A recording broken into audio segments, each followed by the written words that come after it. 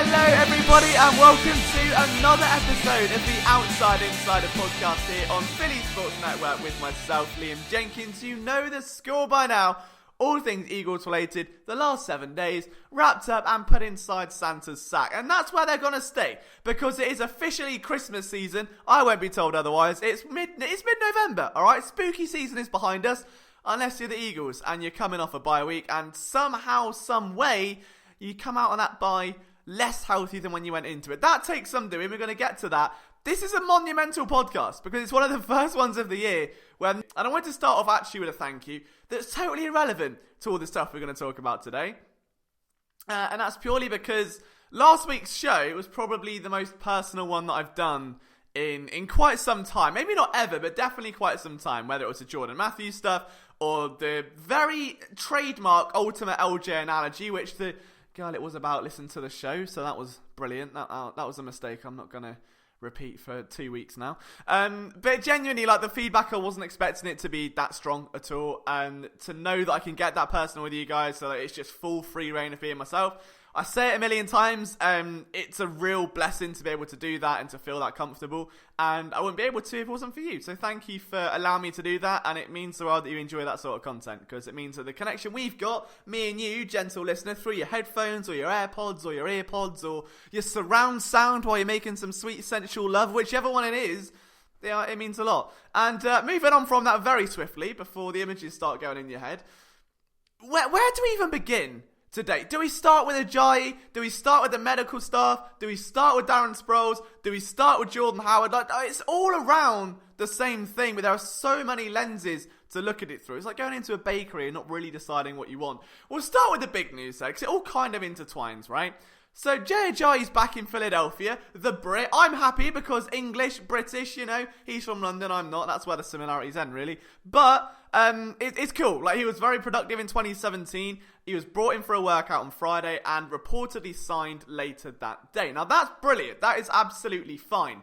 But the reason why he signed and what we can expect from him, I don't get it. I understand the logic of bringing him back.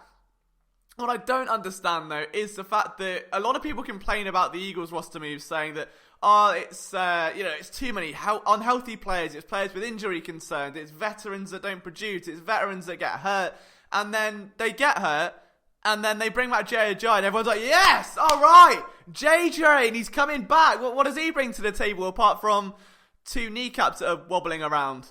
He's injured as well. What? He's injured as well? He hasn't played since week 5, 2018? Alright.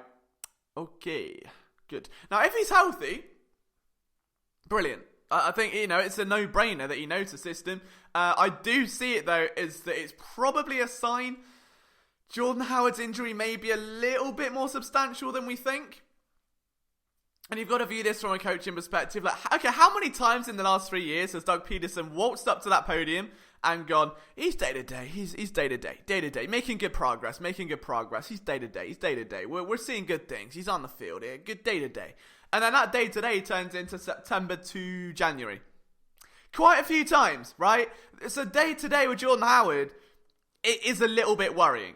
And I can see that's why they probably made the Ajayi trade. I mean, like, if you'd have gone, and you're not going to sign Ajayi to replace Darren Sproles because they're two very different style backs, and Darren Sproles hasn't really done much this year, other than, he had 3 consecutive plays against the Bears that went absolutely nowhere. So in that regard, you're probably missing Wendell Smallwood at that point.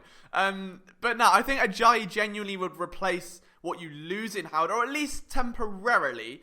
And then from there, I guess kind of come in and be what LeGarrette Blount was to the Eagles in 2017. That's the only way I could see it working. Just someone to maybe take off the strain from the lead back. So when Howard does get healthy, that you do have someone, especially as you go into those cold December months and it gets a bit chilly and you need your Philly Sports Network hoodies to keep you warm, just to take that edge off and keep the guys healthy. And Chris Infante, who I'm sure is definitely listening to this podcast, because that's absolutely what he does. He hosts the Flipping the Bird show. He's one of our writers here at Philly Sports Network. He put an article out today about the Ajayi signing and did some interesting research with regards to snap counts, and I found this interesting. He said prior to Ajayi coming along, I assume that means, to the team and not out of the womb, he said the Eagles leaned on one running back 50% or more in 3 times in 8 games, and 2 running backs over 30% of snaps in 5 games.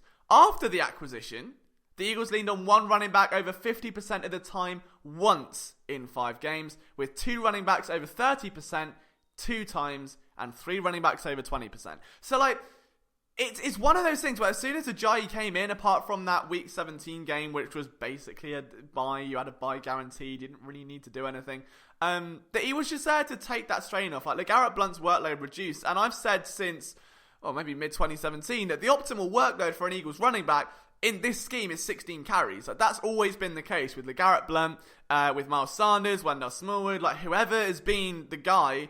16 carries is kind of the cap. Outside of that, it then begins to trickle. And when Ajayi came in, that was very much the case. And that's what enabled someone like Corey Clement to be so productive, because he was fresh and raring to go. And especially if Jordan Howard, who has probably taken more hits than, I don't know, probably Logan Paul in that boxing fight, although they were awful hits. Maybe we'll touch on that later if anyone watched it. That was dreadful. Good fight though. Good to watch.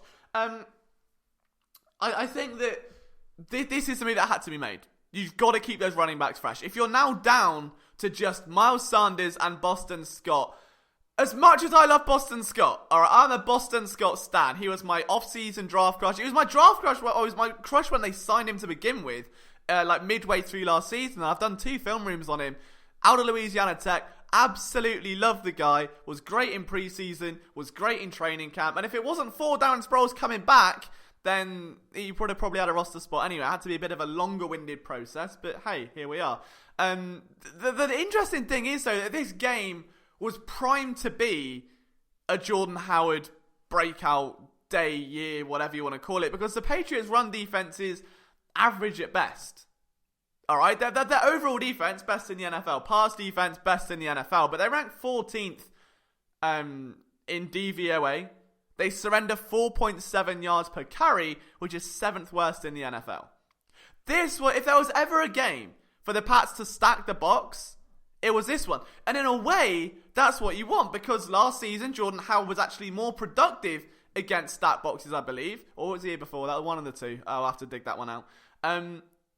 But what the Patriots will try and do is take away the run, because outside of that, Alshon Jeffrey's limited, which means your wide receiver group is going to be Jordan Matthews, Nelson Aguilar, J.J. Arcega-Whiteside, and Matt Collins. It's basically 2016 again with that, isn't it? So I can see why the importance of Jordan Howard here matters, and why they maybe felt the need to go and get someone that can barrel his way through in the same vein as Howard for this game. But I do think Ajayi's role moving beyond this season is definitely one to keep an eye on. It should be one that frees up some reps for Jordan Howard, something that takes a strain off Miles Sanders, who shouldn't be expected to come in here and dominate. And I understand Sanders has grown, he's developed over the last few weeks, but he is still about as impatient as when you're lining up into a nightclub. You've been there for 3 minutes, you're like, oh my god, I need the toilet, and you start moaning all the time. Basically, Miles Sanders, when he's got the ball in his hands, like, he's done better, he's done a lot better, but there's still a long way to go. So, against this Pats defense, where they are going to stack the box and there is extra attention to take him out of it, the last thing you want to do is overload a running back that is basically just going to run into the back of his offensive lineman. He's getting better at it, at not doing that, but as of right now, it's still a legitimate concern that patience, that vision, that awareness, that mental processing isn't quite where it needs to be for him to be a solidified starting running back at this stage. So getting Jay Ajayi back, brilliant, but then you've got to wonder, alright, well, he's had a year off now. He worked out for the Lions at the start of November. They didn't bring him on. So, is he good to go? Is he going to have the same flaws? Is he going to maybe have ball security problems? When was the last time he took a hit?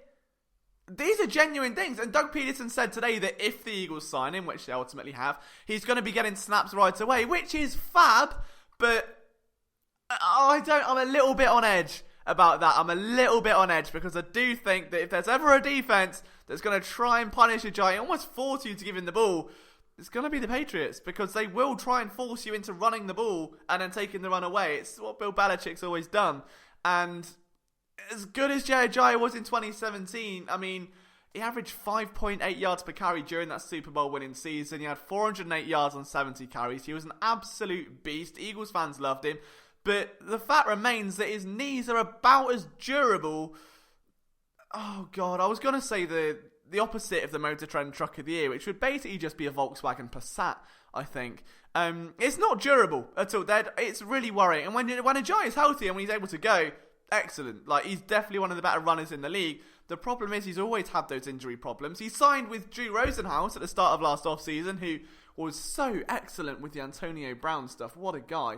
And then, obviously, in his contract year, within a few weeks, was sidelined with a torn ACL. Like, you hate to see it. And you've got to feel like that it's not looking too good. Like, even Darren Sproles came back for one last rodeo after yet another injury-plagued season. That didn't end too well. So, I really hope this move... I mean, it makes sense, right? That if Jordan Howard's injury is a bit more substantial, you want someone to come in to maybe be a bit more explosive in his absence and take that strain off Miles Sanders, or at least just keep the Patriots honest. Like, if you're going to have Sanders be your lead ball carrier, which I presume to be the case, then Ajayi can come in short yardage situations and run in a straight line. Like, that's fine. He can do that. It's going to probably take him a couple of weeks to find an actual role, so to speak, whether it's like an RB3 or someone that's in short yardage or whatever, especially given the fact that he's not taken a hit or carried a ball in about a year, or over that now, like a year and a half. So it's tricky. I understand the move. I'm concerned about the Eagles' backfield overall because Jordan Howard's injury all of a sudden is a little bit more concerning, isn't it? That if they have to go out and sign Ajayi, that was not to replace Darren Sproles, who I think has had about as much offensive impact as Matt Collins this year. That's a Jordan Howard insurance policy. And if that's the case, the second he's on the injury report, like, oh my God, Howard's injury report, Ajayi, put that there, sign the contract. Like, then I am a little bit concerned. That's not good. Not good at all. But who knows? I mean, overall, move makes sense. Good move, but bit confusing they've waited this long, especially on a bye week. Surely you'd get a bit of a hunch if there was something lingering over. But we're going to touch on that in a minute, because this is going to very swiftly move onto, I guess, a section about the Eagles' medical staff and whether we trust them, whether it needs an investigation, whether it's CSI Genko. Do I still have the themes here? That's a gunshot, so we don't have that.